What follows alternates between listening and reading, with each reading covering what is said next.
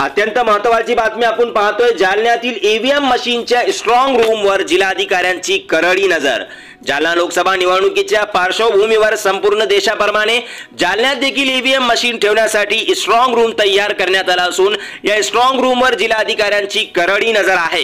या स्ट्रॉंग रूमच्या परिसरात सीसीटीव्ही कॅमेरे लावण्यात आले असून सीसीटीव्हीच्या माध्यमातून जालना जिल्हाधिकारी श्री कृष्णा पांचाळ या स्ट्रॉंग रूमची पाहणी करत आहे।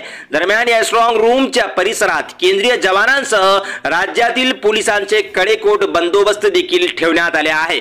गेल्या 13 मे रोजी जालन्यातील लोकसभा निवडणूक पार पडली। या निवडणुकीचा निकाल 4 जूनला लागणार आहे। मात्र 4 जून पर्यंत ईव्हीएम मशीनच्या स्ट्रॉंग रूमवर जिल्हाधिकाऱ्यांची करडी नजर आहे। तर कुठल्याही परिस्थितीत 4 जून पर्यंत स्ट्रॉंग रूमच्या जवळही कुणाला जाता येणार नसून या स्ट्रॉंग रूमवर 24 तास सीसीटीव्ही कॅमेरे व केंद्रीय जवानांसह राज्यातील पोलिसांचे कडेकोट बंदोबस्त आहेत। बासित बेगसह bureau report, global news Marathi 24 Jalna. Strong रूमला व्हिजिट असते आणि त्याच पद्धतीनं एसडीओ एआरओ म्हणून जे काम करतात तर त्यांचीही ड्युटी लावलेली आहे।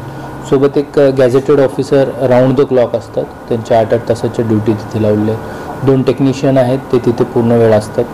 आपल्याकडे सुरक्षेच्या दृष्टीने जो बंदोबस्त असतो तर इनर कॉरिडॉर जो आहे जिथे आपण लॉक केलं आहे तिथे फक्त सेंट्रल पोलीस फोर्स तो CAPF असतो, आतमध्ये कोणालाही परवानगी, तर स्टेट पोलीस किंवा इतर लोकांना परवानगी त्यामध्ये नसते।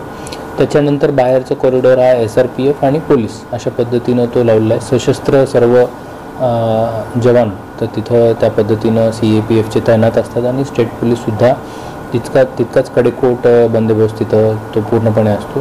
सर्व जो परिसर आहे तो कॉर्डन केलेला आहे। आतमध्ये कोणालाही अनधिकृत एंट्री तिथे विदाऊट परवानगी तिथे आतमध्ये नाही आहे। जो कॅम्पस आहे आपला स्ट्रॉंग रूमचा तर तो MIDC मध्ये फेज 3 मध्ये तिथे आहे। आतमध्ये सर्व प्रकारचं CCTV आणि त्या पद्धतीचं बॅकअप उमेदवारांना 24 तास बघता येईल अशा पद्धतीचं तिथं बसण्याची व्यवस्था, कूलरची व्यवस्था तिथे केलेली आहे।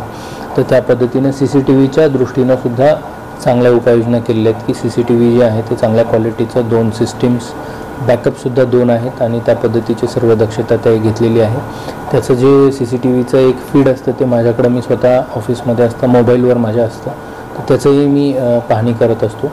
अशा पद्धतीनं सर्व ECI गाईडलाईननुसार सर्व ज्या सूचना सांगितलेल्या आहेत त्याचं काटेकोरपणे पालन करण्यात येत आहे।